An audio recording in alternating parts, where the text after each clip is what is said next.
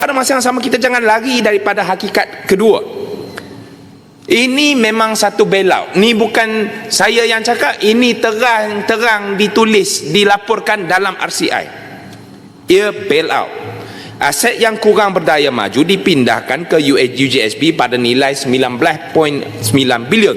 Sedangkan nilai pasaran ketika itu hanya sekitar 9.7 bilion. Premiumnya adalah 10.2 bilion. Muka surat 121 dalam laporan RCI. Wujud tuan-tuan dan puan-puan, ahli-ahli yang berhormat. Kenapa kerajaan membayar lebih daripada nilai pasaran? Kerana ini bukan pembelian komersial biasa. Ia adalah misi keramat penyelamatan tabung haji. Dan saya tidak menggunakan perkataan bailout secara sewenang-wenangnya. I don't use it simply. RCI sendiri menggunakan perkataan ini. Muka surat 132 dalam laporan, bailout melalui pelaksanaan pelan penstrukturan pemulihan LTH. Saya kena ulang.